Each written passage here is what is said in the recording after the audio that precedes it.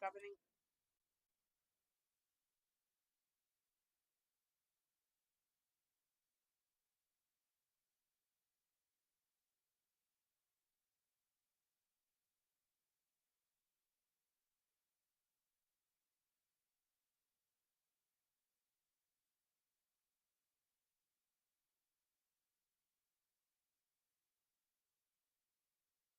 I will now take roll calls.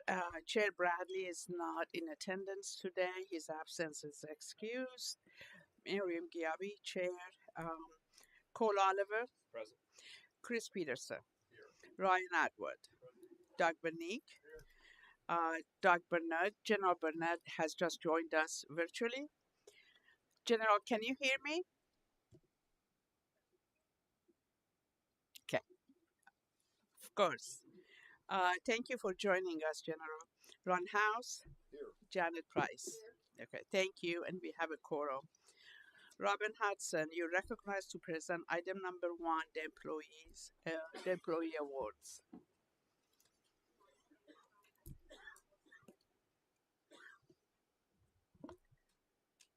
Although he could not be with us today, we would like to recognize Pierre Hughes as the February Employee of the Month. Pierre is an Engineer 4 in the Bureau of Environmental Resource Regulation. He is recognized for demonstrating the district's core values to accept accountability and achieve results. Pierre has earned the trust of his peers and the public through efficient and thorough review of permit applications. Pierre has built strong partnerships both within his team and with external stakeholders. He is known for taking on complex and challenging projects, offering invaluable guidance. One notable example is the critical role in reviewing an application that was subject to a legal challenge. His expertise helped the district meet tight deadlines and successfully defend the stormwater design system. Thank you, Pierre, for all you do.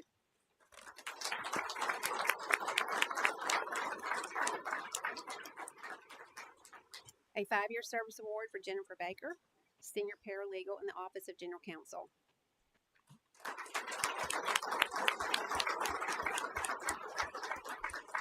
A 5-year service award for Shelby O'Brien, Regulatory Scientist 4 in the Division of Regulatory Services.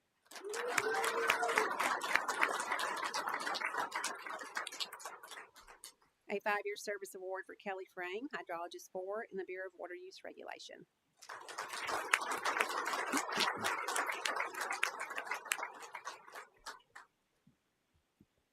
A 10-year service award for Graham Williams, Land Manager in the Bureau of Land Resources. Graham and a 3-person staff are responsible for the stewardship of nearly 84,000 acres within 10 conservation areas. Among his many accomplishments, Graham has been persistent in his management efforts of the red-cockaded woodpeckers at Howscott Preserve. Through his determination in managing optimal habitat for this species, Graham's efforts and leadership have reached a new pinnacle this year. The target goal of 15 clusters recommended by the U.S. Fish and Wildlife Service has been exceeded, reaching 16 clusters. Graham is a keystone participant in acquisitions such as the Russell Ranch purchases, as well as the new additions to Turnbull Hammock Conservation Area. From conducting large, complex prescribed fires, to mentoring interns, to providing outreach tours and talk, Graham wears many hats. Graham is a graduate of the UF IFAS Natural Resources Leadership Institute and has been a recipient of the Employee of the Month Award. Thank you, Graham, for your 10 years of dedicated service to the district.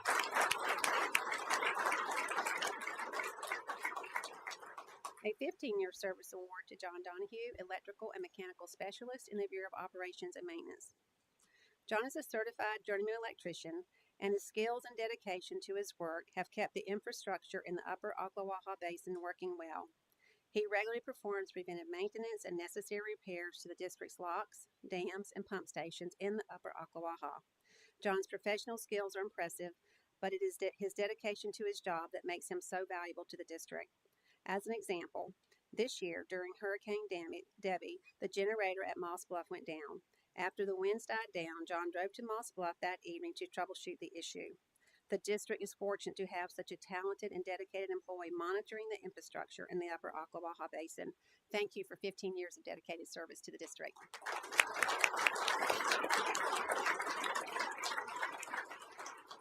A 20-year service award to Bob Nelway, Bureau Chief in the Bureau of District Projects and Construction. In addition to his Bureau Chief duties, Bob serves as project manager of the Black Creek Water Resources Development Project. His management of personnel, multiple contractors and contracts, and challenging circumstances is outstanding. Bob is a technically proficient professional engineer who leads by example. He exhibits tremendous patience under fire, measures his words, and is kind and respectful to everyone. Bob is an outstanding representative of the district's values and mission. He is always willing to help his staff and others accomplish district project objectives. Congratulations, and thank you for 20 years of service to the district.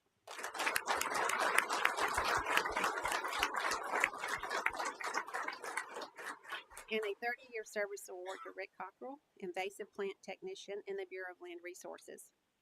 Rick performs a wide range of duties in support of the district's invasive plant management program. He is part of a diverse team of applicators charged with managing and maintaining our wetlands in an environmentally acceptable manner.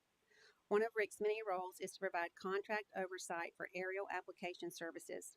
Over the past 5 years, he has successfully completed over 16,000 acres of lygodium treatment.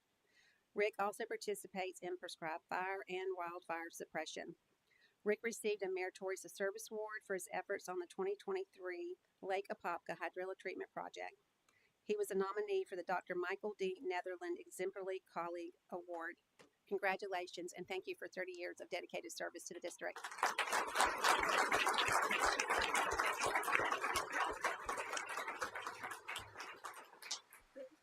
Thank you, Robin, and thank each of you for your dedicated service to the district. Mr. Tim Miller, you recognized to present item number 2, the hydrologic condition report. Thank you.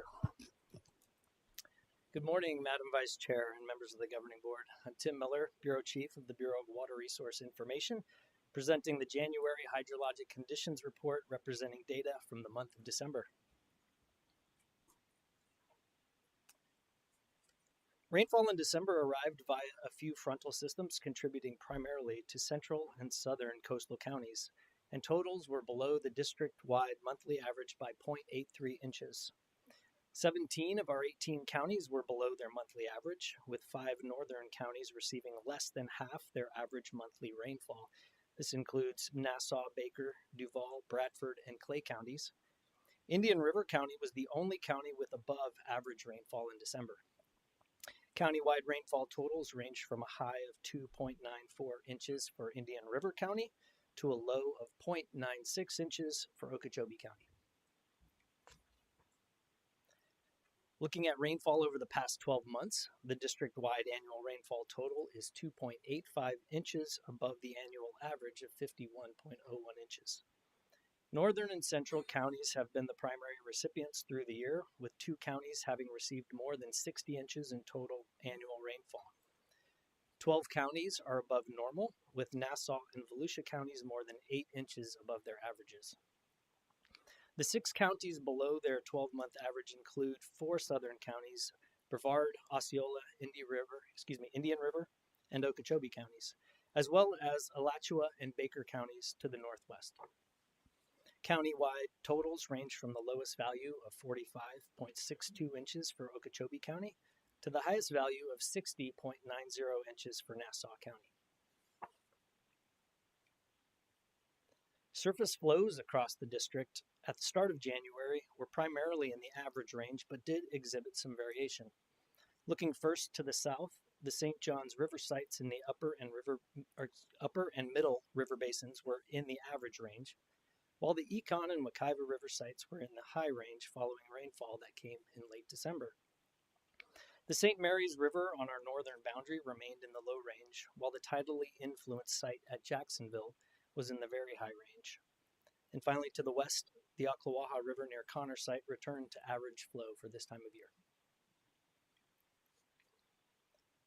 In the next series of slides, we'll review the status of water levels at selected long-term lake sites. Consistent with the drier seasonal pattern, modest declines in water level were seen at most representative lakes.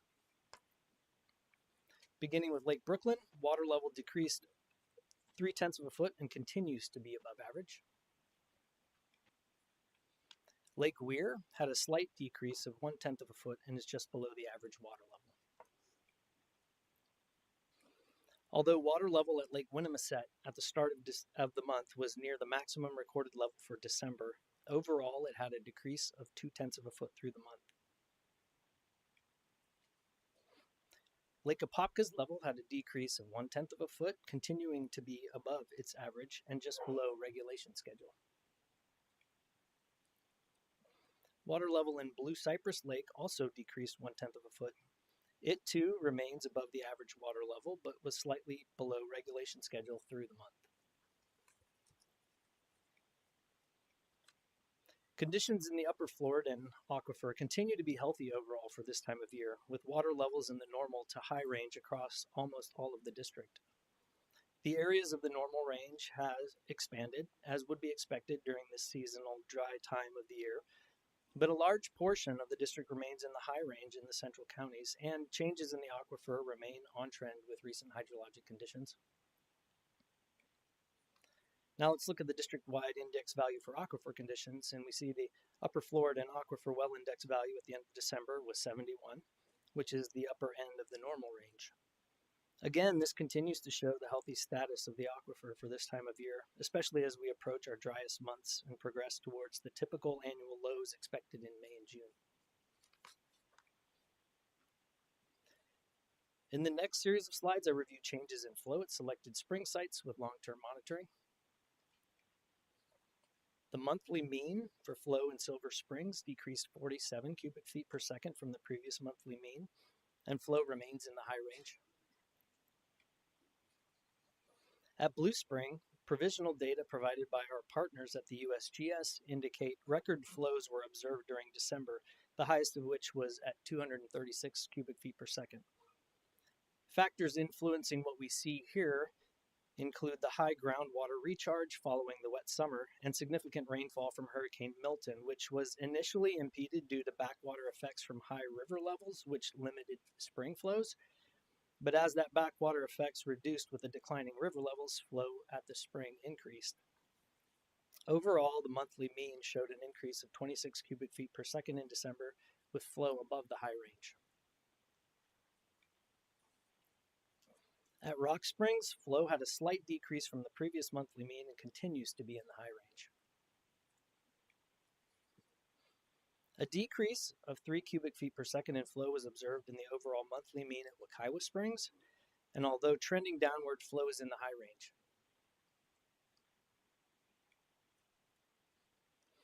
In December, the well plugging program remained active, plugging 8 wells.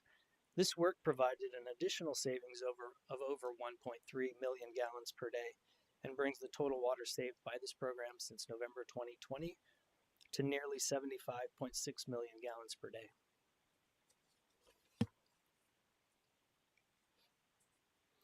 In response to the board's question last month about well abandonment programs at other water management districts, I've added a couple slides to provide a brief overview of the programs at our sister agencies.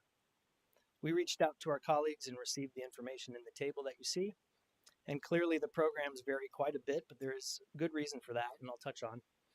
As you can see, listed at the top, our program is the most robust, with no limit on location within our district boundary, and with all abandonment costs covered by the district.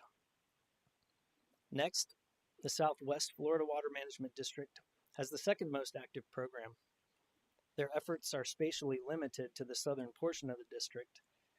Now, this is inclusive of their areas with potential artesian flow, which I'll talk more about on the next slide. In addition, they limit their efforts based upon the size and age of the well, with spending caps per well, as well as spending caps annually per landowner. Also, with limited reimbursement that may not necessarily cover the entire cost of abandonment. I'm going to jump over South Florida because, like Northwest Florida, it doesn't currently have a program. But at Suwannee, they have made funds available for well services, which is for maintaining their monitoring network, including repairs or installing wells, but they've not used those funds for abandonment.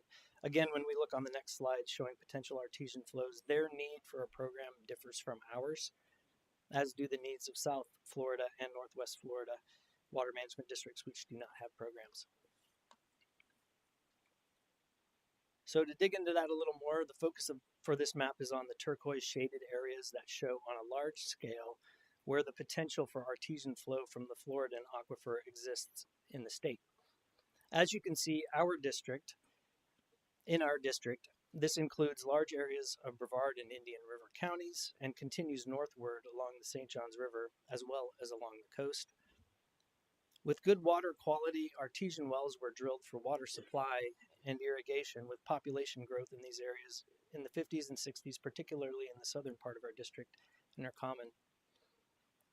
As mentioned in the table, the Southwest Florida Water Management District program is only available for a portion of their district, but where their program is active is inclusive of the area identified on the map in blue with artesian flow, the extent of which begins in Pasco County, just north of Tampa, and then extends south to Charlotte County on the southern boundary of their district. Now, in South Florida, you see the majority of the area does show potential for artesian flow. However, unlike the upper Floridan aquifer in our district, which has good water quality, in South Florida it is brackish and reducing the suitability for irrigation or water supply, limiting the number of artesian wells in use that would benefit from a well abandonment program. In addition, the population is primarily along the coast and utilizes the fresh Biscayne aquifer as the primary source of water storage and recovery. You will also notice that large areas of the state that are not shaded in blue, including significant portions of Southwest Suwannee River and Northwest Florida water management districts, do not have potential for artesian flow, and thus the value of a well abandonment program is diminished. As you can see, there are significant differences in need and conditions that drive well abandonment programs, which leads to major variations in the available programs. Before I move on from this to discuss hydrologic conditions at Miller Lake, I'm happy to answer any questions that you may have up to this point. Yes, sir. Can you hear me? Yeah. Just a comment. In reading some old historical documents about Florida, the steamships that came by our coastline in the late 1800s and early 1900s could pull into Key Biscayne, right by Stilt City or Stiltsville, and there were such strong freshwater boils or springs bubbling up, they didn't need to go ashore to replenish their freshwater supply on their boat. They could do it right there. So the flow of fresh water all the way out to Key Biscayne was phenomenal back then, the hydrostatic head in this peninsula, and it's retreated with changes in mankind, but it used to be that robust back in the 1800s. Madam Chair. Interesting. Madam Chair. Yes, sir. We're done with questions. Anybody have any others? I just wanted to give a brief intro. Tim mentioned that he's going to give a report on Miller Lake. We've received a number of comments at the last few board meetings about concerns with flooding out there, and we've received a number of emails from residents on that. So I'd asked Tim and his group to put together a little information about the hydrologic conditions that area has experienced over the past year or two. And then also we have our chief of staff, our Division of Regulatory Services Director, and Cammie Dewey, our basin manager for that area, kind of coordinating on looking into the issues that they have. So Tim was going to present the hydrologic conditions information, and then Jeff Prather is going to present the results of what we found from a regulatory standpoint. We do have a number of public comments that were filled out for public comment on this issue. So with the chair's permission, I think it'd be good if we took those after these presentations so that they don't have to wait around until then to do the public comment. I think that's a great plan. Tim, you ready? Yes, sure. Thank you. Thanks, Mike. As Mike mentioned, a number of our citizens have expressed interest and raised concerns regarding the hydrology and flooding at Miller Lake, especially in the wake of Hurricane Milton. So I'll first discuss the hydrologic components, as he mentioned, and then Jeff will come up and discuss further information related to action and status.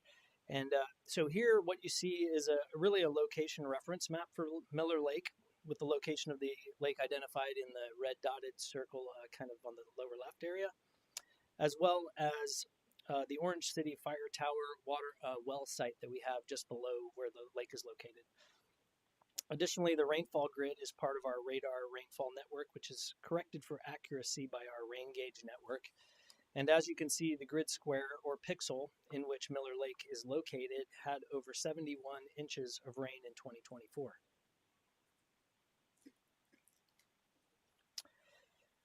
Miller Lake is a local depression in the landscape. For further context of the elevations in the area, this digital elevation model shows that Miller Lake is one of the low locations in the area. And it's important to note that it is a naturally closed basin. And by that, I mean there's no surface water outflow from this area, and incoming water does not have an exit. So similar to a bowl, you can picture that with water going to the lowest point. Here's that same digital elevation model overlaying over top of satellite imagery.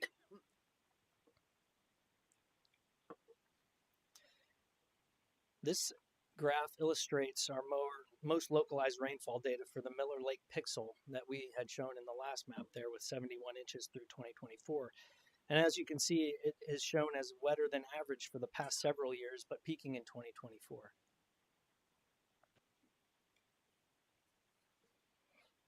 Rainfall from Milton in 2024 was a 1 in 1,000 event preceded by years, as you saw on the last slide, of above average rainfall.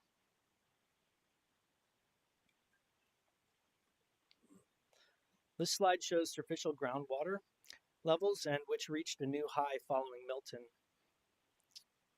This is at a monitoring location at the fire tower, which is at a slightly higher elevation in the area, but it does suggest the potential for superficial aquifer flows towards Miller Lake. And as you can see also, Milton is identified, Hurricane Milton following that, the peak there, as well as following Tropical Storm Faye in 2008. This graph is for the Upper Floridan aquifer data and also shows a period of record high post-Milton.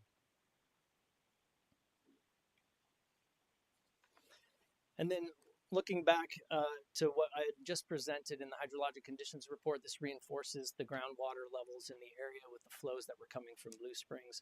As we saw that those increase when river levels dropped, but showing the high recharge that had occurred in the area. And then for added historical context, this is a snapshot example of some past flooding, looking at the lake before and after Tropical Storm Faye, illustrating that this area is historically vulnerable to flooding. And so with that, I'm going to go ahead and pass it on to Jeff.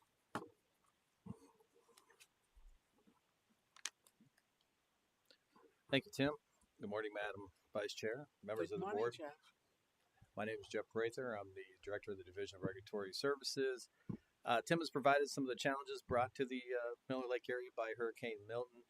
I want to share some of what the Division of Regulatory Services has done with the help from our basin manager, Cammie Dewey, to provide some relief for the area. As Tim stated, the Miller Lake watershed is a large 647-acre closed basin with a mix of commercial, urban, and rural residential. Many of these developed parcels in the watershed were there prior to Florida's stormwater management rules. They've been there for a long time. Because of this and the topography within the watershed, there have been several flooding incidents in this area dating back to the 80s. And of course, the rain experienced during Milton was devastating. Here are some pictures of the Miller Lake and Orange City areas after Hurricane Milton. Let's see here if I can. Over here to the left is Tremont Street, and that is just north of a facility that we've been interacting with, the Royal Oak Commercial Facility, where the water had flown over Tremont Street there and washed it away. The center picture there is actually Miller Road, which is just north to Miller Lake. It was only passable after Volusia County was able to bring in fill. Again, post-Hurricane Milton. Picture to the right is in Orange City. You can see there's we've had several areas that were impacted by this extreme rain event. There's the post office in Orange City. And then the last picture down here on the bottom is of a small, I think it was formerly a horse farm that's located on Miller Road on the north side of Miller Lake. So again, you can see that the area around Miller Lake was obviously significantly impacted by Hurricane Milton. So the actions that we've taken today in the Division of Regulatory Services, we issued an emergency field authorization back in November to Volusia County to pump down Miller Lake. We really appreciate the coordination between Volusia County, FDOT, City of DeBary stepped in to provide a space for this water to go to. The pumping is having a positive impact on the water as it's receding at a rate of about 1 inch per day is what we've been told and have seen. So those emergency field authorizations are good for 90 days. And of course, we're going to continue to work with all the stakeholders to do that as long as possible to provide that relief.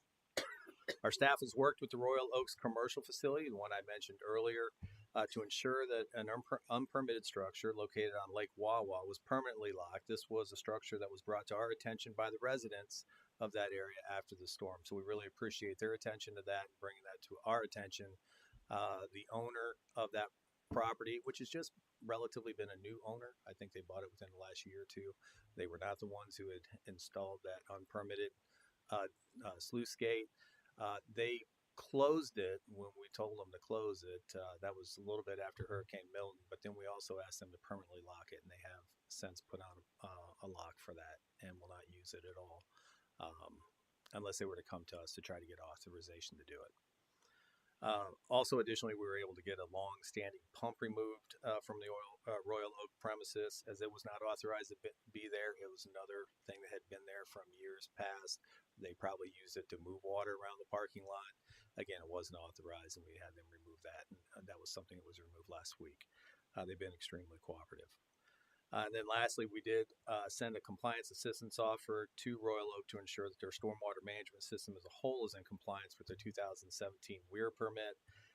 Again, Royal Oak has been fully cooperative with our investigation and has hired outside professional engineers to help with the analysis of that stormwater system. So we look forward to working with them and getting some answers. And then if there's anything that needs to be done, we'll absolutely take action. So that's my report. I'll be happy to answer any questions you may have. Thank you, Mr. Prater. Any question, board members, for Jeff? Nope. Okay. Nope. Okay, none. Yeah, Doug has one comment. Very impressed with the water management staff reaching out to do their best to alleviate a problem for our citizens. I think that's part of our charter, but pretty impressive at the way they did it and the time of response. Thank you, Madam Chair. Thank you, sir.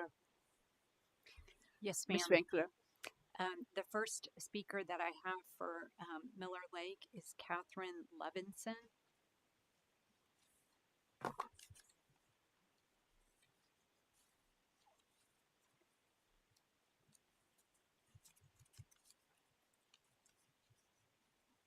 Good morning, I'm Catherine Levinson, and yes, I live on Miller Lake. First thing I want to do is thank you all. Thank you, Brad. Thank you, Jeff. And thank you to Cammie, who's not here. You guys are working with us so nice, and I really, really deeply appreciate it. We want to all come to the same conclusion, which is save our homes. And we're doing that. We have one person now who is in a bad spot because it looks like the water is coming up from the ground because Miller Lake is still so high, and their home is really still under jeopardy. They have dug a trench around their home and the water just keeps rising. I think their foundation is kind of in trouble. They actually live about a quarter of a mile away from Miller Lake, but still on Miller Road, and they are in trouble. The rest of us are getting through it. The houses that we lost, we're working on getting them removed. Unfortunately, still FEMA they have denied all of us. They said that it was a man-made problem because the water was coming in from across the street. It wasn't from Milton. I listened to the report that everybody gave, and you guys talked about how Milton had 71 inches. And that's true. And we handled all of that at Miller Lake. The problem was not that. The problem was the after effect of the city, Orange City, letting the water flow into us from across 1792. And then the water went up for 2 weeks. And it kept going up till the water was 10 feet from my back door. It did not happen after Milton right away. It happened within 2 weeks. So we were all panicking. That's why you guys are getting to know us, because we came here for help. And yes, you guys have helped. It has been 95 or 96 days, but you're helping, and I really, really appreciate it. We have more ways to go. We're not done yet. We have to get those pipes shut off from the other side of 1792, or I can see problems coming up in 6 months when the next hurricane comes or the next bad storm. Because even last night, even though DeBerry is helping pumping, the lake went down 0 because DeBerry turns the pump off when it rains. And I get that. I understand that. But the 1 inch a day definitely helps. But as the water comes in, it only is 1 inch. If the water wasn't coming in, it would be 3 or 5 inches a day going down. We were up 19 feet in depth and at least 150 feet in beachfront. So it's a lot of water, and it's going to take more than just this 95 days. We have to work it out so that in the future, we don't all lose our homes, because it will happen if we don't get this water shut off. But again, thank you very much, Brad. Thank you very much, Jeff, and Cammie, who's not here. I thank her too. So thank you for working this. I really appreciate you all. More work to do, though. Thank you for recognizing our team. They are wonderful. I agree. Ms. Winkler. Josh Rivera.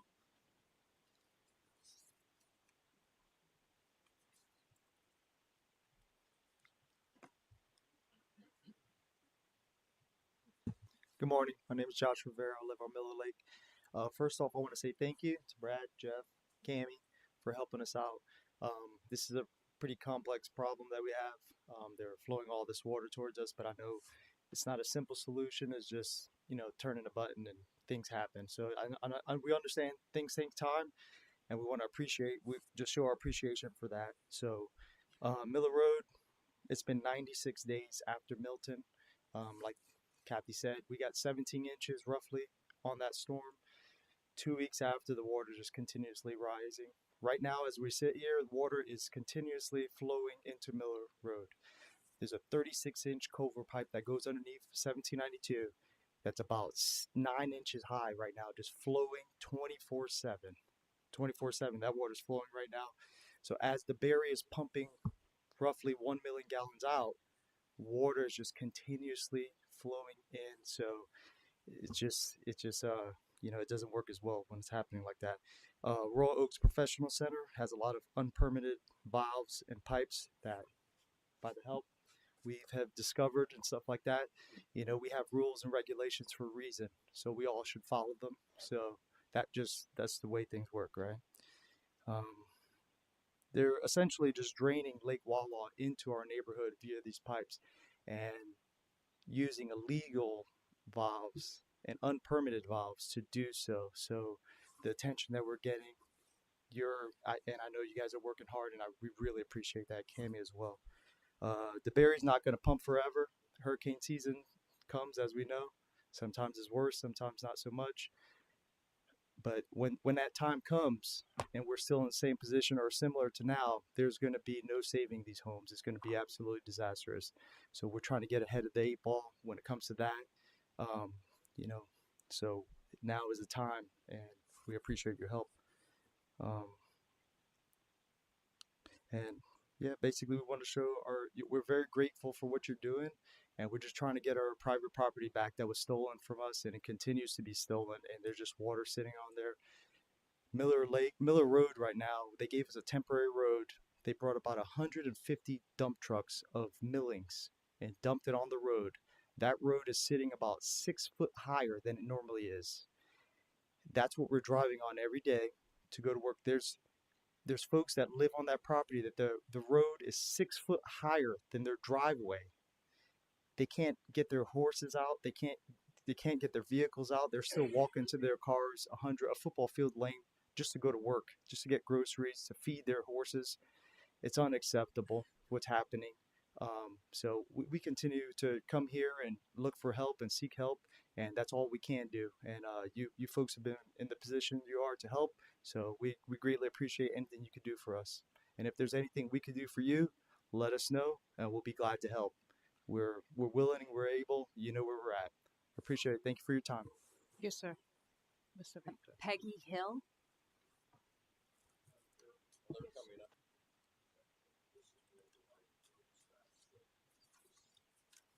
It seems to me if someone has raised the road 6 feet or so out there, they could be decreasing compensating storage of some sort.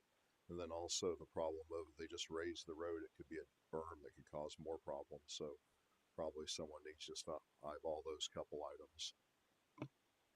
We'll do that. I drove out to the roads and looked at them. They've got it.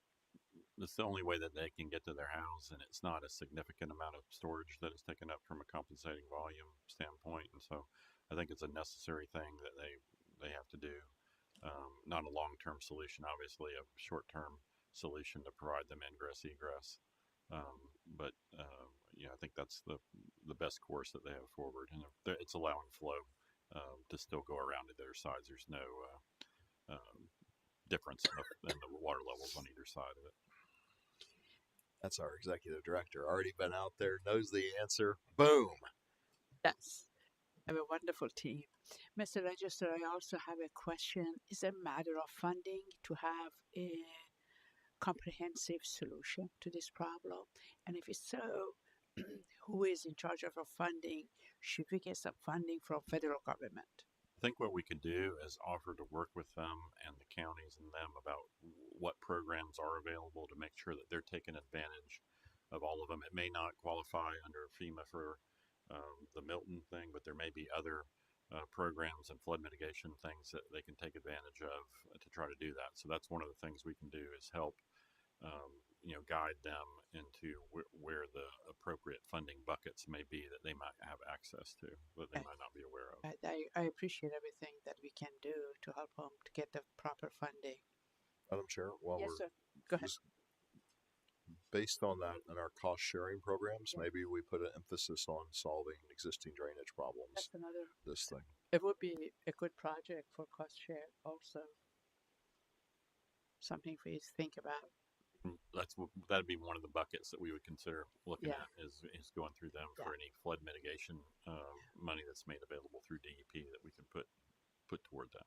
I feel like our legislators would love to have a project like this, to get us the proper funding for it. And is DOT helping? DOT's been very helpful, Excellent. helping out with their pumping systems, and DeBerry has been Yeah. very helpful in accepting this water. And they had previously put in some flood mitigation work to done and some force mains and areas where they can take it to some borrow pits and other storage areas.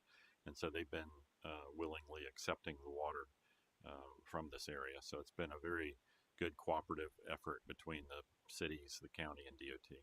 With this kind of collaboration, we'll find a solution. I mean, that I have no doubt about that. So. It's difficult because there's certain constraints Yeah. on the ability to pump it out with their system, and so that's why it's kind of painstakingly slow. And so I know it's frustrating for the residents because there's not a ready outfall that they can just. Because we looked at can we bring more pumps out there? Can we do something? But we have to have a place to get it to where it gets to the other, and so. The course that they're going on is the best one we have for this moment. But I think looking at future things, we can help, maybe guide them to some potential solutions that they can think about. Definitely I feel that all the easy projects have been built. So we only deal with complicated projects. I really appreciate, Mr. Register, what you can do for the citizens there and residents there, and also your team. That's wonderful that we are working with them and find a solution for this massive problem. Do we have a cost estimate for what the solution is going to look like? Because there's no ready solution that Yeah. points itself. There's no ready outfall. There's no easy place that we can do that. So, things that would be considered and looked at, one is creating additional storage either within that basin or up the hill from the basin so that we can attenuate some of the runoff that could Sure. go toward that. Makes sense. Preventive measures to where maybe some of it can be pumped down earlier, before the wet season, things like that. So there's a number of things, that we can kind of work with the local governments who would be the ones responsible for implementing them, and just also help them through any permitting obstacles that may be there, so that there's no red tape involved in trying to get these solutions put in the ground. That's great. Thank you. Please introduce yourself. Thank you. I'm Peggy Hill, and I live on Miller Lake. Thank you so much to everyone that has been helping us here. It's been wonderful to have some things solve, resolutions to some of the smaller problems, and hopefully other bigger things to come. Just a couple comments. Volusia County, when you go to their council meetings and they talk about it, they do seem to look for direction from St. John's Water Management District. They will redirect us back here. So yes, any comments, help that you can give them, I'm sure would go a long way in leading them. The other thing that I've noticed, comparisons to Hurricane Faye that came through. Just quick comment, this was before the 2017 permit was issued allowing the water from across 1792 and Royal Oaks to come over to Miller Lake. Yes, Miller Road flooded. It was 10 feet lower at that time than it is right now. It was a dirt road and it flooded for not very long before water naturally left the area. So very different. You can't really compare back to then. Very different than now where we are receiving water from the businesses across 1792. And the other comment I had was they've repaired Tremont Road. Underneath the repair And I know you're looking into what's going on in that parking lot over there, what is in their exfiltration system. But there were pipes that were marked. They were broken off when the road washed out, and they were labeled storm drain or storm pipe. What happened to those? Did they cap them off? Did they reconnect them to something that goes over to Big Lots that comes over to Miller Lake? So there's a lot going on in that parking lot that I know was prior even to St. John's Water Management's existence, but it all needs to be looked into. Thank you. Thank you. David Hill.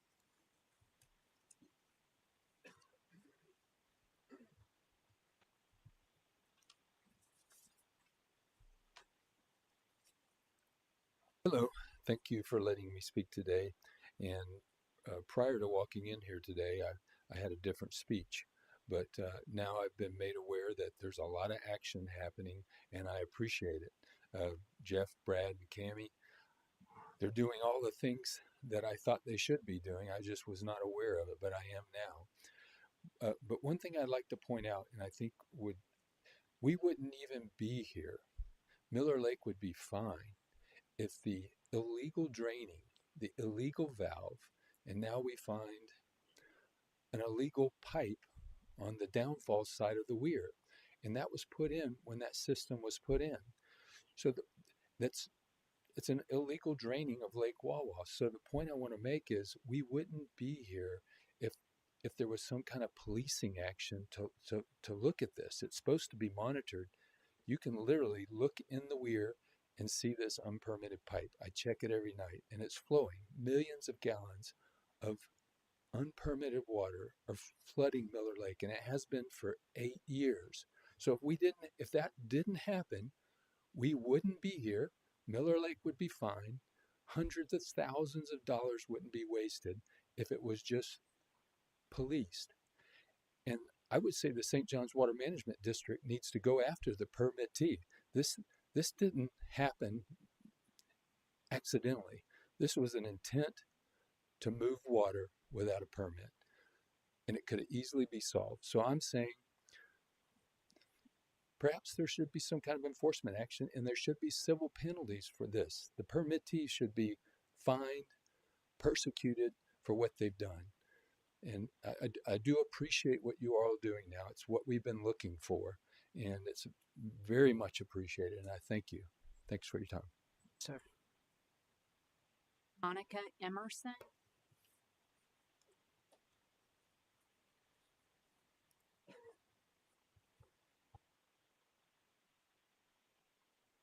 Monica Emerson. I live on Miller Lake. Without the risk of sounding redundant, thank you. I'm going straight to the point. My neighbors hit all the highlights I was going to highlight as well.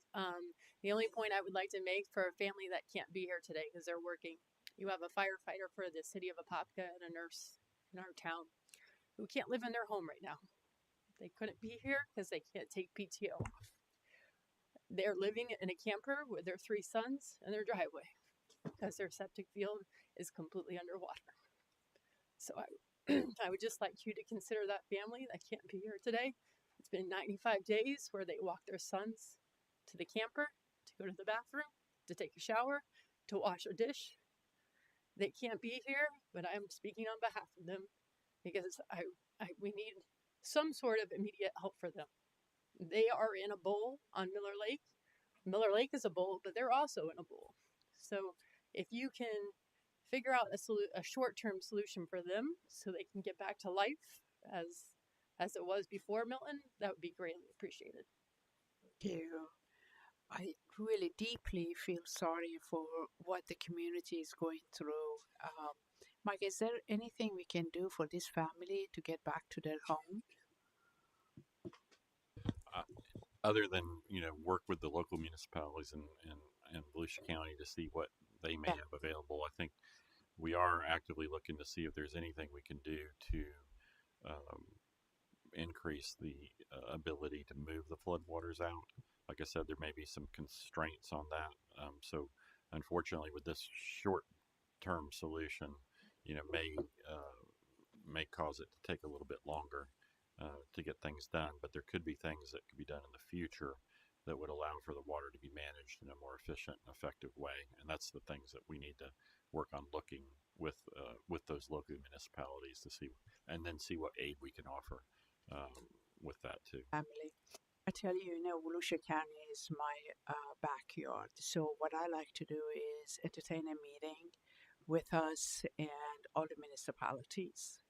And, I like to do what I can do, whether legislatively to help all the families and to help with the project. Would that be okay, Mike? Yeah, that'd be fine. We could set up a meeting to kind of similar to what we did in some of the Orlando areas, Yeah. where we gathered information about how the flooding occurred, and then developed a work plan for moving forward. And I can with work with the everybody. county council, if we need to get, I know they got $200 million for displacement for the other hurricane when it came to town. I don't know if that's something that we can utilize, but let's do that. Let's just have a meeting and let's see it through, what they need to be doing and what we can do to help. Very challenging situation, especially with the fact that the majority of that basin had been developed prior to any kind of stormwater regulations going into effect. So we don't necessarily know where all the pipes are going and where all the pipes are, and then that confounded with some new pipes that may or may not have been put in without the appropriate permits, or the historic things that were continued on. So we're in that kind of investigation phase of figuring out what is it, what is not. And I don't want to give false hope about everything, because bottom line, this is a bowl that they're in, and the rainfall, even if it's held up the hill, is going to go into the soil eventually and make its way toward the bottom. And so the best we can do is try to work on solutions that provide that attenuation, and then also look for opportunities to where we can get some relief when the flooding does happen ahead of time. It's what DeBerry did. It's what some other areas of Orange City did, where they put in some permanent systems that can respond to these flood events in these localized closed basins that don't really have an outfall solution. And so what we can do is continue to work with them to see what options may be available, and then how we can facilitate that, either through expedited permitting, or, like I said, pointing them to the right funding buckets, things like that. Really appreciate everything that you can do, but I'm willing to do my part to help facilitate that meeting. And then if we need to invite legislators, and because everything is going to cost. And this is a tough problem, but it seems like we have it all throughout Florida. I know that I had friends in the last one that they couldn't leave their homes for days. So that's unfortunate. I have one Yes. more Yeah, comment. one more. Okay. I believe it's, and I apologize if I mispronounce. Is it Anthony Frank? Okay.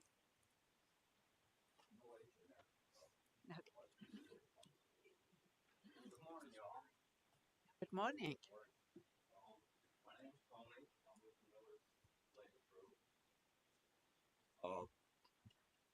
Again, appreciate everything you're doing or trying to do. But there's a couple common sense things that maybe hasn't dawned on some people. Okay. The biggest problem has already been mentioned. Miller Lake community has been there for 175 years, because there's actually a cemetery somewhere down on Shady Lane that has Civil War prisoners in it. So people have been around that area for a while. It's never done this before.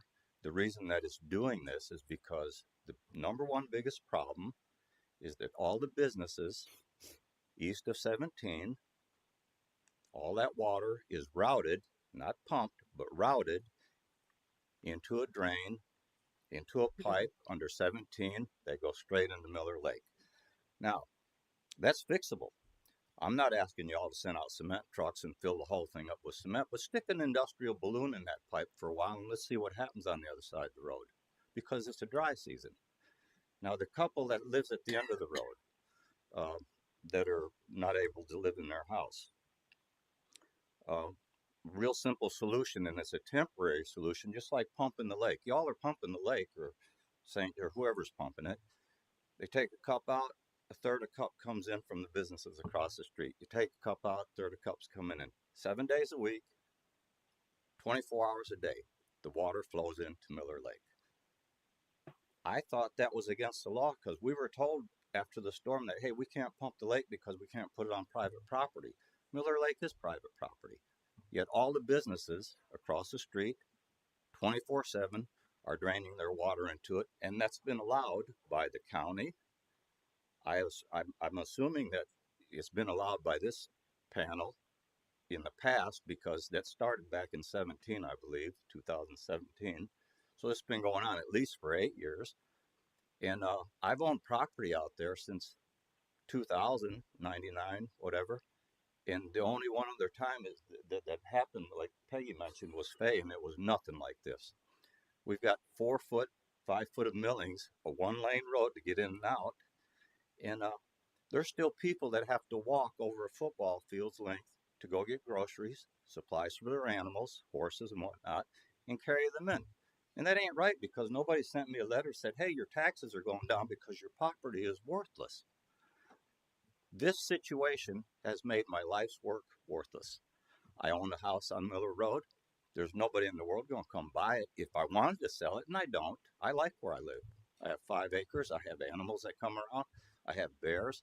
I had to share paths with bears for the first 3 weeks after the storm to go walk through the woods to get to my truck on the other side of the water to get groceries, and then hop fences with eggs and whatnot to get them back home. And I'm a lot further than a football field from where the water is. So plug the pipe up that's letting the water over. You'd be surprised how quick Miller Lake will go down when you pump it if you stop the flow of continuous water coming into it, number one. The other thing you can do if you really want to help that family, you all know what a septic system is, right? When a septic tank fills up, you call a septic company and they come drain the tank. Send 6 trucks out there and drain that water off his backyard in some septic trucks and let them take it where they take it whenever they do their normal job. That's simple. Thank you, sir. Thank you. Thank you. Okay. Board members, any question, comments? Yes, sir. The only thing I have, and Mike's probably already done it from talking to people, but a lot of times people say it's the water management district, they're hard to permit and things like that. So I think it's important for us to send a formal letter to not necessarily the county manager, but to every county commissioner, the city people, copying the city councils, and just let them know we're here to help expedite permitting and things like that. You get the money. Well, somehow we sort of need to, don't let them use, oh, it's the district's problem, they're hard to permit, as an excuse, because we're saying, hey, we'll help you. I think, yeah. And I think we can do that as part of the coordination efforts that Ms. Gabby was talking about, to where we'll send out something formal to gather them together to talk about the issue. I feel like they are pointing fingers at us, but I think everybody needs to be engaged so we can get everyone in one room and come up with a plan, possible plan. But thank you. Tim, thank you. And so is Jeff. Thank you for that presentation. So now we are on consent agenda. Board members, any items that you'd like to pull? Move for approval, Madam Chair. Second. Okay. All in favor? Oh, Actually, Madam Chair, yes. one of the items did receive a public comment card. If you would like, we could hear the public comment and then you can proceed to vote on Great the plan. Yes, ma'am. So Mr. Chris Farrell has appeared to speak on agenda item number 13. Who's that? Yeah, and I have a bone to pick with Mr. Chris because he invited me to a party and I showed up and he wasn't there. The Audubon party. So just so you know, I took a picture of myself at the party and I have that. Exhibit A, Mr. Farrell. Just saying. Well, we'll have to talk about it. I'm sorry that we had 300 people at the Hilton in Daytona. Yes, I was glad. I'm glad to hear it. It just, there wasn't a problem or anything that you had. It was very nice, but thank you. But thank you for that invitation. I met nice folks there. So, Chris Farrell, Audubon, Florida. Just a quick comment to say, reviewed the MOU for the Groveland project with South Florida Water Management District. Glad to see that it has specifically includes information about the public process and getting stakeholders in there. I know timelines wouldn't be included in the MOU, and I'm sure you're going to do it early enough in the process that you're getting all that input before too many plans get cemented or you walk down any avenues too far. So just glad to see that and say thank you and Happy New Year, everyone. Thank you. Happy New Year to you. No further comments No on further the comments. consent That's agenda. great. So we have a motion and a second. Oh, yes, sir. Do you have a question? You okay. Yeah, we have a motion and a second. All in favor say aye. Aye. Any opposed? Motion passes. Item number 4. Brent, are you here? Yes. Welcome. Thank you. Good morning, Madam Chair, members of the board. I am Brent Batchelder. I serve the district as a land resource specialist in the Bureau of Land Resources. Today, I'm proud to present for your consideration the 10-year land management plan update for Lake Apopka's North Shore. And the North Shore is a significant property that is managed for a variety of functions, including water resources, natural systems, and recreation. The district is lead manager of the property, and the formal plan updating process for the North Shore initiated in February of 2024. Given the public interest in the Lake Apopka North Shore, the development of this management plan included collaboration with a management advisory group. The advisory group was composed of subject matter experts, and advisory group members represented a wide range of interests, including partner agencies, recreational users, and environmental organizations. Importantly, the objective of engaging with the advisory group was to gain input from interested parties throughout the planning process, from the information gathering phase all the way up to plan approval. In total, the advisory group included 22 representatives from 17 organizations, the logos of which are shown on this slide. And the advisory group provided valuable contributions to the management plan, including the identification of some of the major themes that showed up throughout the document. This is the milestone timeline graphic that was used throughout the collaborative planning process. You'll note on the slide that both the advisory group and the public had multiple opportunities to provide input to the process. And at the end of the planning cycle, a 30-day public comment period was provided. So in 2023 and 2024, the governing board considered several requests from staff regarding restoration of this important resource. I will try not to repeat too much of what you've already heard, and a link to the full plan was provided to the board and public in the agenda for this meeting. In summary, the North Shore plays a central role in managing both water levels and water quality within Lake Apopka itself and the Upper Ocklawaha watershed. And it's also a site of a significant large-scale wetland restoration effort.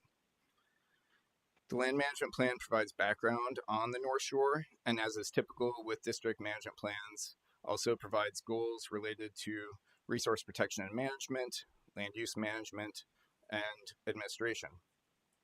To implement those goals, the plan establishes 68 strategies that will be implemented over the next 10 years at the North Shore.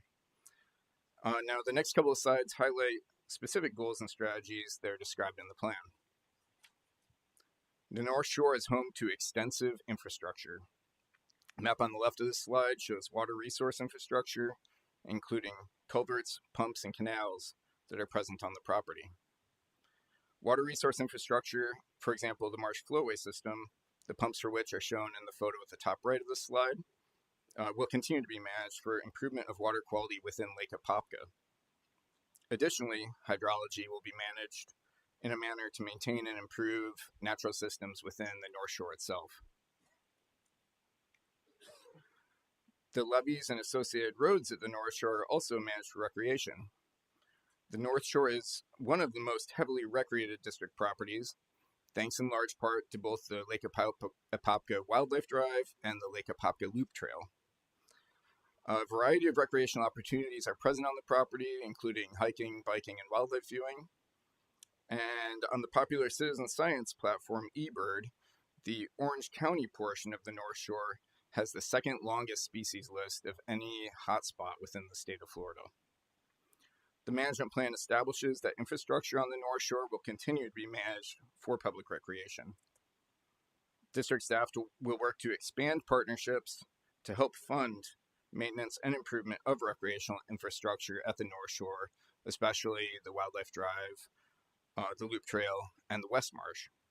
Which brings me, we continue to expand recreational opportunities, and that brings us to the next topic, which is something y'all have heard about from Mary Ellen, which is access to the West Marsh at the North Shore. The district is currently working to open access to the wetlands of an approximately 2,000 acre area known as the West Marsh. And this is a project that is of interest to many of the advisory group members for the management plan and received a lot of attention during the collaborative planning process. The goals of this project are to provide public passive recreational access, including a parking area and a non-motorized boat launch, and also provide paddling and wildlife viewing opportunities within the West Marsh, and provide an area for waterfowl hunting and possibly fishing. District staff anticipates opening this access point in the spring of this year, and we continue to work with the Florida Fish and Wildlife Conservation Commission on the potential for waterfowl hunting and anticipate that the area would be open for this activity during the 2025-2026 waterfowl hunting season. This slide shows the progression of work associated with efforts to deal with floating invasive and nuisance vegetation to create access for recreation to the West Marsh. The end result is increased open water that will provide the public better access to the marsh interiors from the parking area and non-motorized boat launch, which are shown in the distant tree line on this image. These tables show projected revenue and expenses over the upcoming 10-year planning period. Expenses are projected to be nearly $11 million, and revenue is projected at $311,000. This is an improvement from the last 10-year period, which saw expenses at approximately $20 million at the North Shore. We are hoping that expenses will continue to decrease as restoration projects continue to be completed on the property. And we will also continue to explore partnership opportunities, for example, with local governments that might help provide some cost-sharing responsibilities on the property. That concludes my presentation. The requested action on agenda item number 4 is to approve the land management plan update for the Lake Apopka North Shore. I appreciate your time and consideration. I'm available for any questions.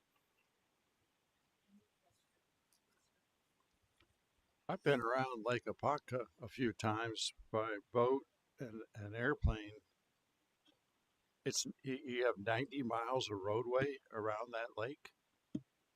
The roadway around the lake itself, I believe, is somewhere around there. The Lake Apopka Loop Trail, which is a recreational network that I think is got a total mileage of around 78 miles. I think is what they're projecting for the Loop Trail when it's completed.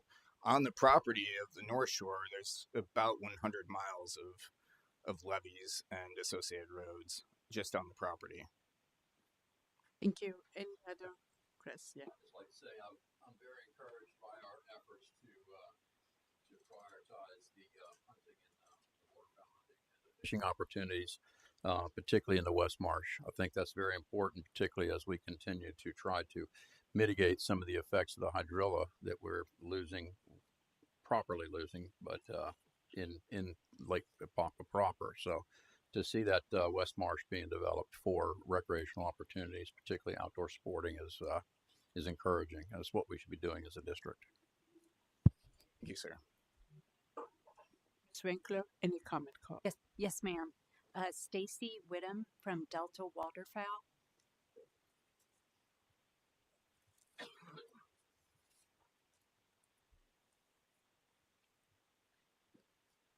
Good morning, Madam Chair, Board. Thank you for the opportunity for allowing me to speak today. My name is Stacy Whittam, and I am the Regional Director for Delta Waterfowl in Florida and in Georgia. I'm here today excited for the new opportunities in the Lake Apopka North Shore. I want to thank the district staff, Brent, Mariellen, Patrick, and Ben, and all the other staff that work so hard behind the scenes.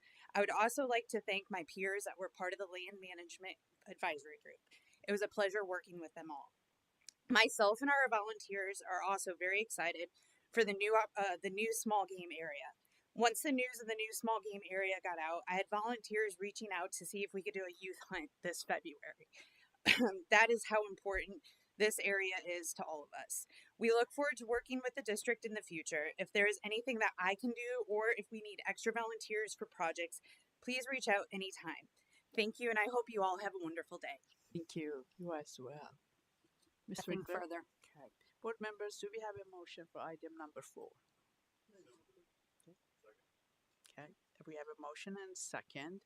Is there any further discussion, questions? Okay. That being no further discussion, all in favor, say aye. Aye. Any opposed? Motion carries. Moving to item number 5. Welcoming Missy to present on preliminary budget for 2025-2026 for legislative process. Good morning, Madam Chair and board members. I'm Missy Lycourt, Financial Services Director. Today I'm requesting authorization to submit our fiscal year 25-26 preliminary budget for legislative review by the January 15th statutory deadline. Here's our annual cycle, and we are at the beginning of the second quarter. The fiscal year 26 preliminary budget has been developed under governing board direction in alignment with the Executive Office of the Governor and the Legislature, with input from the Florida Department of Environmental Protection, and within the prescribed format established for all water management districts. As we move through the budget development cycle, we will continue to make adjustments to our plan based on additional guidance from you, the Executive Office of the Governor, the Florida Department of Environmental Protection, as well as the results of the legislative session. The tentative budget will be brought to you for approval in July. The draft preliminary budget is focused on the district's 4 core missions, using the strategic plan as a starting point with an emphasis on project delivery.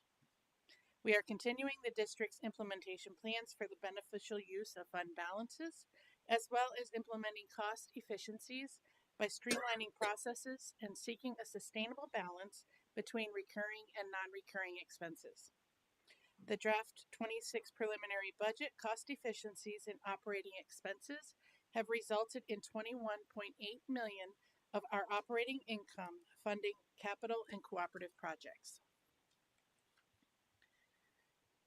To ensure mission-critical functions and to support operations of new and existing infrastructure, including flood control structures, the fiscal year 26 draft preliminary budget has been developed based on maintaining the current year millage rate of 0.1793 mils. Estimated revenues, including ad valorem revenues, will be refined during the tentative budget development as additional information is received and property appraiser estimates are given, which will include the impacts related to the new homestead exemption constitutional amendment. Additionally, based on guidance from DEP, State Acquisition Trust Fund for Land Management revenues are included in the draft preliminary budget at $3.1 million. We also have $3.5 million in new Springs funding and $25.5 million in new alternative water supply funding, as well as residual balances from prior appropriations. Overall, we are pleased with the way the draft preliminary budget has come together. As we move through the budget cycle, we will continue to adjust our funding based on guidance received, the impacts of the homestead exemption constitutional amendment, notice of funding awards, as well as the results of the legislation, and we will provide you with an update. The draft preliminary budget at $205 million is $386 million, or 65.3% lower than the current budget as a result of staff efforts to make choices based on governing board priorities aligned with the strategic plan and not estimating non-recurring state revenues, as well as a reduction to a large fiscal year 24-25 legislative appropriation. The plan does include $41.1 million in placeholders for recurring state revenues, as well as budget for fixed capital and continuing cost share projects.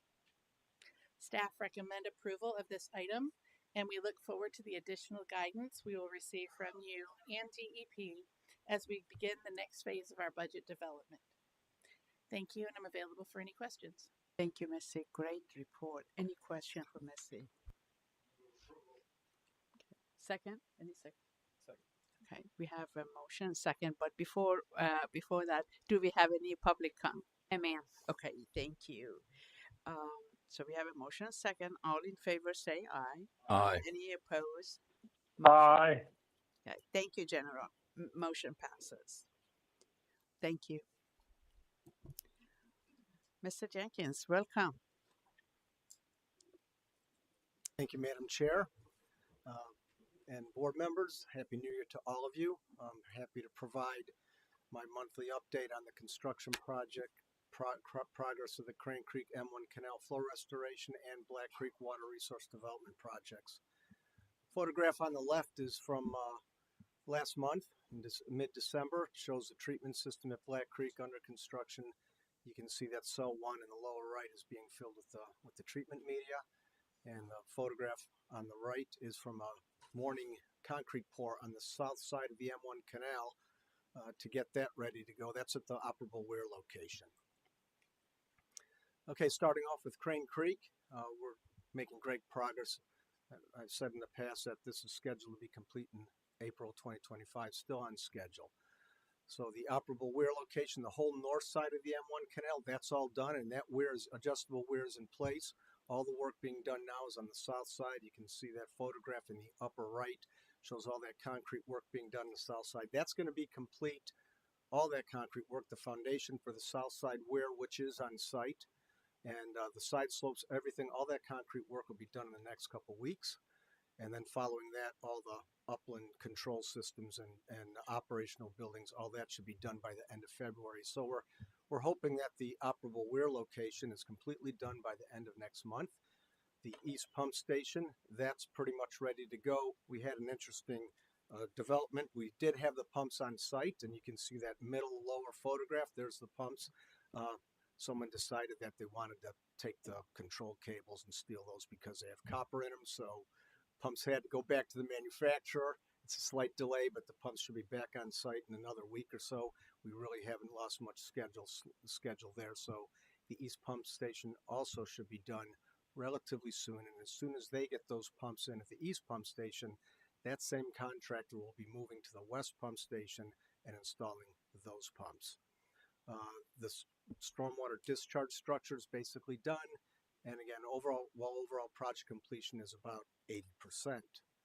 And I'm going to show you a little bit of video so you get an idea for what's really going on out there. This is a view to the east showing the operable weir location. You can see on the left, that's the north side. It's all completely done. You can see some of that concrete work that's ongoing on the south side.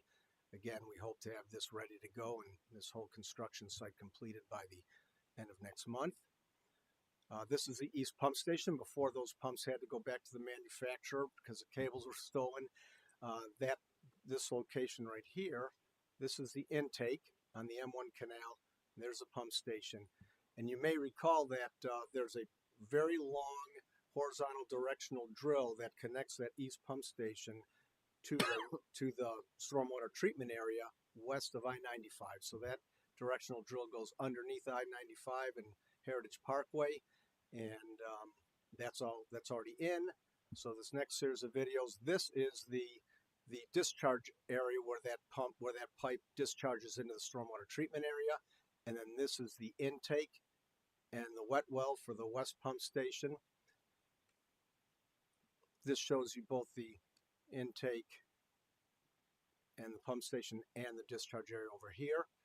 And the whole idea of this stormwater treatment area is to settle out phosphorus before it moves through that west pump station into its eventual discharge east of the St. Johns River. So this will give you an idea of that big flow path. So there's the discharge, and it flows through here and way down into here, and eventually, unfortunately, this video, it's really nicely done, but the intake structure is about right there. It's just off the screen. So it's a real long flow path, allows all that phosphorus to settle out. That's why we need to do it that way, and it'll be really nice.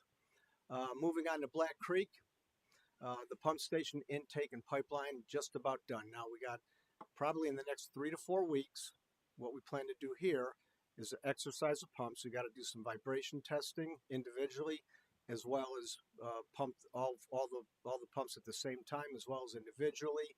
When all that testing passes and everything's looking just the way it should, at that stage, we're also going to be working on testing the SCADA system, making sure that that's the system controls and data acquisition system at the pump station that allows these pumps to run automatically.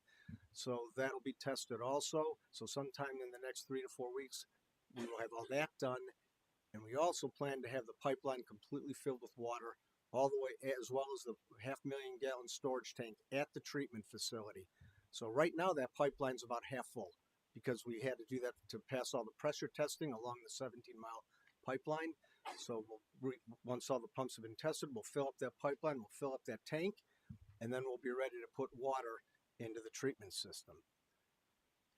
So this is some drone footage from a few weeks ago. This shows you cell 1 and the 500,000 gallon storage tank in the lower part of that view. Right now, cell 1 is about getting close to 70% complete with media.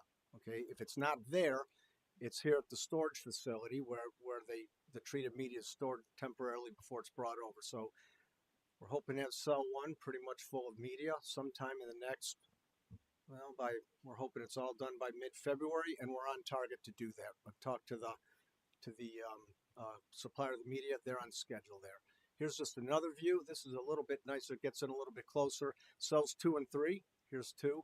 Here's 3. They're ready for media whenever it's available. And then here's cell number 4 right here, and you can see the skid steer.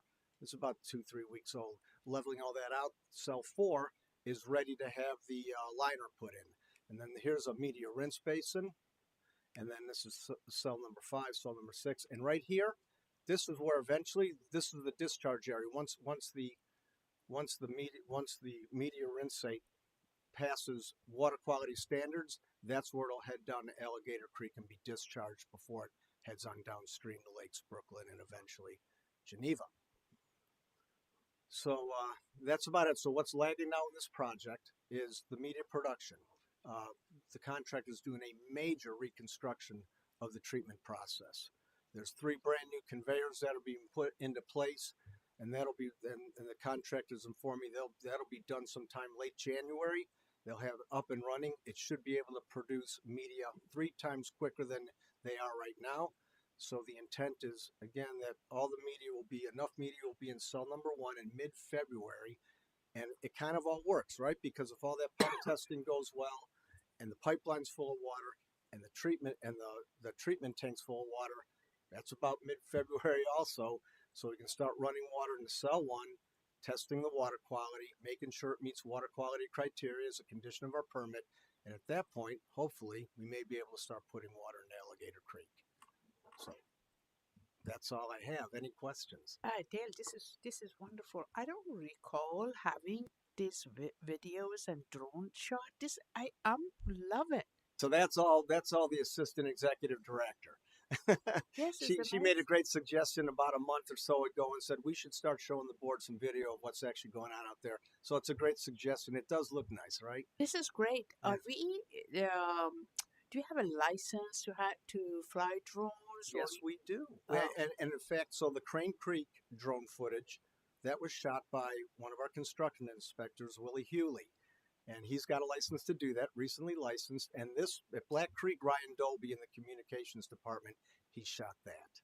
So that's all done by internal staff. They've done a wonderful job. Just so you know, I'll be asking for this every time you're up here.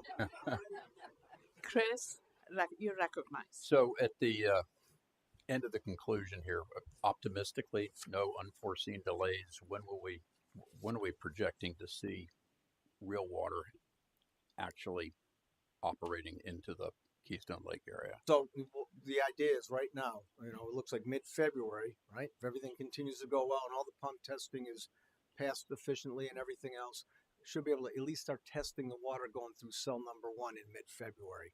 I really can't give you a time frame on. I'd like to, but I can't. You know, when all that water going through cell 1 will meet water quality criteria, but when it does, you know, at that point we'll be able to move some water into Alligator Creek. And you may recall very early in this project we pilot tested this media. You know, I take it these drones aren't the ones that we're worried about, right? no sir. I mean, in a perfect world, you know, March maybe, I don't know. Now, if we can just figure out how to get some of that water from Miller Lake up to here. Yeah, that would be nice, huh? I was just thinking, you know, out loud, that maybe you can do this drone shots at Miller Lake so we get a good feeling for it. I'm sure it's going to come back to us. Just a thought. We can try. I know there's some restrictions on them being able to fly over private property and stuff like that with the licenses that they have. So we have some limitations on it. Yeah. But Understood. we definitely are going to try to incorporate as much as we can into the presentation because it really gives you a much better view than just It was pictures amazing. alone. Yeah. Yeah. Thanks to our continuing education that I studied drones, surveyors are allowed to fly over personal property. It's a whole process, yeah. In our surveyors, it'll be good to go. It might It's be winking. after our meeting. That might be part of one of the recommendation. I'm hoping that we come up with lists of laundry to do, so that can be part of it. So we can discuss it later. But thank you. Any By the other way, questions? that was Yes, sir. licensed drone pilot surveyors. Gotcha. I'm impressed. So, okay, thank you, Dave. Appreciate it. I got one quick question. Yeah. Going back to Crane Creek and the pumps and the stealing of the wires and everything, do we need a change order to put fence in and all that stuff? Because, you know, locks keep honest people out, so maybe fences do too. A real good question, Mr. House, and I'm not quite sure, but I think there will be a fence around that pump station, both of them. It's part of the contract right now, but I will find that out, answer out for certain, and let you know. Any other? Oh, okay, thank you. We're on item 7, Ms. Winkler. Do we have any public comments? Yes, ma'am. Vivian Katz James, representing Solo. Bet you she wants to know when the water's coming too. Yeah. It's good to see you. Happy New Year. Happy New Year to you all. Vivian Katz James, President, Save Our Lakes Organization. I don't know if you guys saw me in the middle aisle there twisting Dale's arm to try to get that date of when the water is going to actually happen. He's being very helpful. He's given me all the information, all but that one thing. So I asked him to either send a flare up or something when the water actually starts flowing. I probably he's working on it. It's a process for sure. So. You know, being serious, we should have a ribbon cutting for that. Definitely, we were definitely planning a ribbon cutting for So that. I'm just here to say thank you to a lot of people. One, we got to see an up close. We didn't get to ride the drone, but we were able to go out and actually see the Black Creek project and tour it. I asked Dale for about 3 or 4 people, and I can't remember how many we ended up with. Dale, wasn't it about 12? Anyway, they accommodated us beautifully. So I thank you for that. It was just awesome to see the magnitude of the project. Yeah. So thank you, Dale. Thank you, Bob Nailway, and Clay Corsi for that. And also we've got Black Creek. Okay, when water starts flowing, the Etanai chain has, what's supposed to happen is it flows all the way through the lakes and out into Oldfield Pond. Okay, so right now it is going to be going into Brooklyn. It will then now be going into Geneva, Lake Geneva. Lake Geneva, being the last lake in the chain, has been dry the longest. Okay, so what was a beautiful lake bed now is a nice lake bed with a lot of forest in it, literally forest. I think we're working with the county, with you guys, with the city of Keystone to try to do the Lake Geneva Restoration Project, which is just that, restoring, not just doing a little pathway here and whatever. The boat ramp is totally covered, surrounded. You cannot get a boat out. The western lobes are blocked off, and there's many areas of trees and timber in front of residents. So we're working on that, and I want to say thank you to Ms. Winkler, to Ms.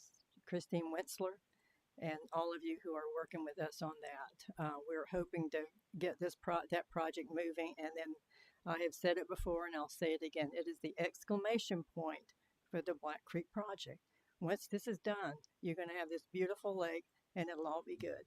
And I applaud you for what you were doing earlier with the other folks and their lake problems. I see, for me, this is 15 years doing this. I see a real team here. And so I thank you for that. Thank you so much. Appreciate it, Vivian.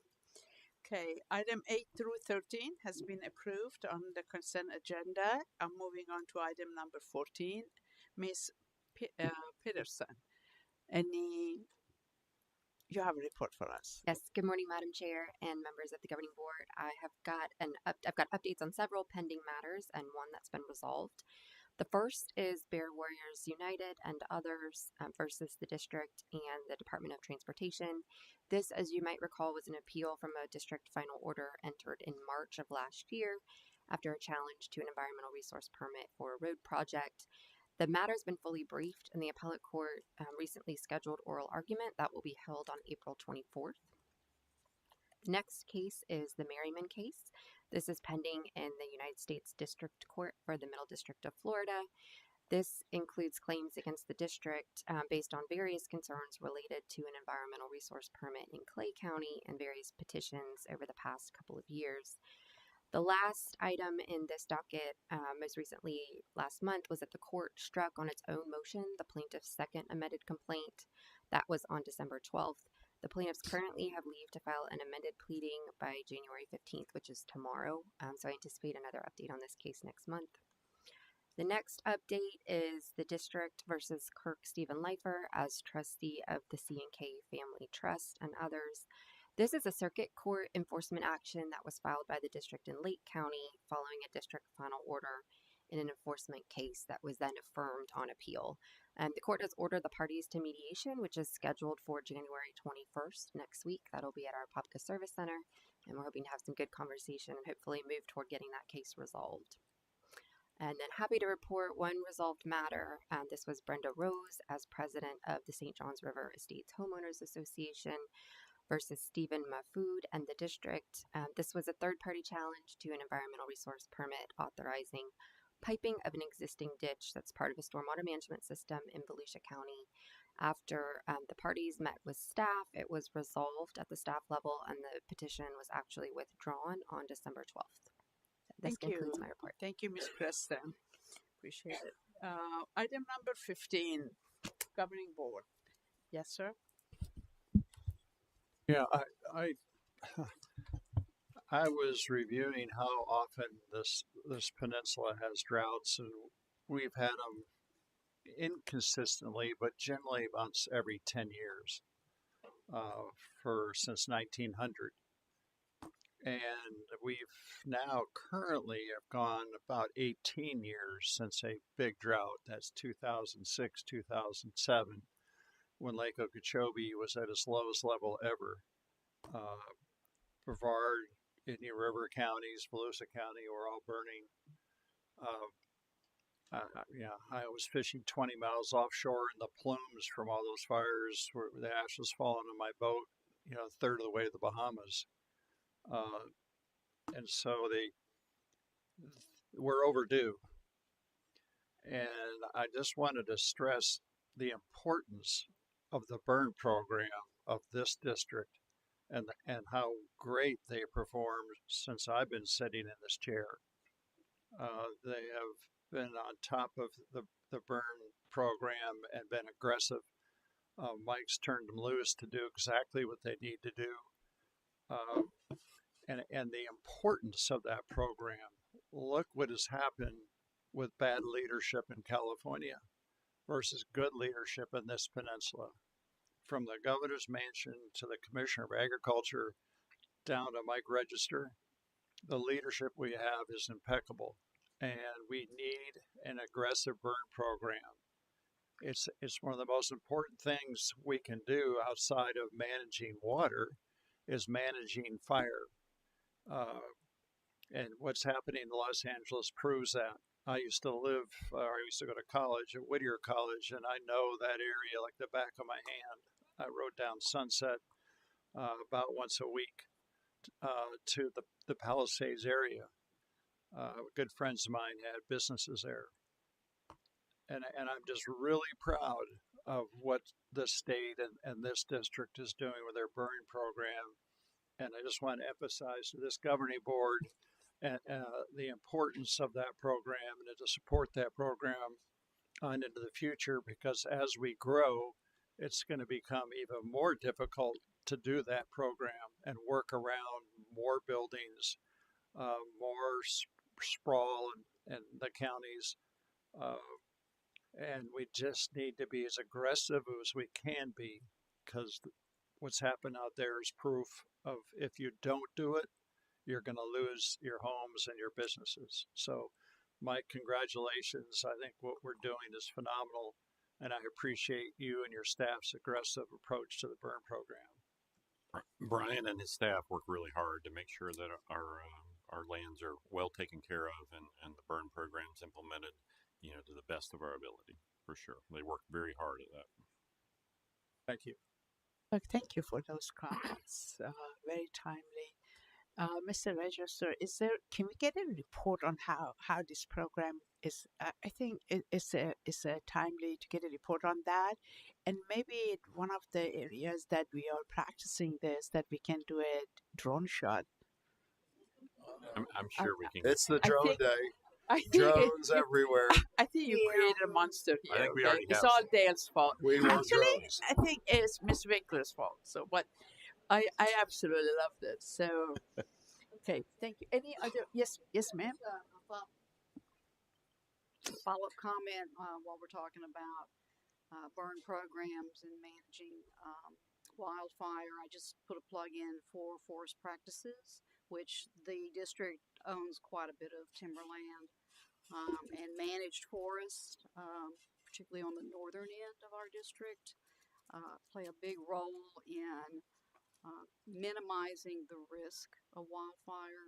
Many private companies, including my company that I used to work for, maintain their own fire crews and share those with state resources. There's a lot of behind the scenes collaboration, which I believe the district staff also is connected with. So it's not just burning brush. There are also other many mechanical practices, and good forest management is tremendously important. I'm all for great preservation of land, but if you let the forest grow wild, it will come back and bite you. I actually remember the last fire 20-some years ago that we had, and we actually had to evacuate. It's terrible. It was terrible. It was terrible. So slowed down the national sales. Yeah. Remember the sales in Florida? People thought the entire state of Florida was on fire. So it's actually pretty bad. A lot of drama happens over things like that. So it's better to be managing. Feel for California, because I lived through the one in Florida. Is there any other comment? Yes, sir. So one of the things I think, as a board, we should set up some goals here and there. And one of the goals we had, and I forgot what the bid was, and the chair, Bradley's not here, the Gator, and I know Chris is a Gator, but we had sort of like UCF versus UF in a bid. But the logic would be what we can do to reach out and help our colleges and learn whatever else we can let them do, because it helps them, and it's sort of, you're helping kids and they get to work on our projects, and the next thing you know, they become employees, and we're sort of feeding that. And I know the DOT does that, and I don't know if you ever had Mr. Lee when I was at UCF, but we had to count cars as part of one of our senior projects. Well, congratulations, that's on the job training. So if there's some things we can reach out to the colleges that's in our district, I think that's a good thing, whether it's UF or UCF or the junior colleges, etc. I think if we can figure that way out, because one of the challenges we're going to have, the surveying population now the average age is like 60 years old because the average kid doesn't grow up and say, when I grow up, I want to be a surveyor. And so we have the same problem with how many kids grow up and say they want to be an environmental scientist and walk out in the wetlands and help what's going on. So I think if we can start, at a younger age and giving those colleges some work, I think that would be a way to start doing that. So, today I have to be neutral, but I can't help myself but to say good night, Sir John. Madam Chair. Yes, sir. Madam Chair, I just wanted to know if Mr. House knew who the number 4 basketball team was in the nation right now. I didn't know if you knew that. I don't know. It's probably Kentucky or Duke or something like that. I don't know. No. Actually, we have season tickets, just so you know. And it's incredible. They beat Tennessee. I really appreciate Mr. Howe's comments. Mr. Register, is there any chance we can get a report on universities and the work? I know that you work with universities. Yeah, we can give you an update on the work that we're doing to try to bring them into the fold. And also you can, do your drone over UCF, Central Florida, the school. I'm sure they all have the footage. That's the day. Yeah, that's the bond between myself and Mr. House, so. But I kept thinking I need to be neutral today, only for today, but I just, But thank you for those comments. If there is no other comments and any discussions, any questions, that I now adjourn the meeting. Thank you. Thank you, sir. Appreciate it. Yes, ma'am. Can I buy you lunch?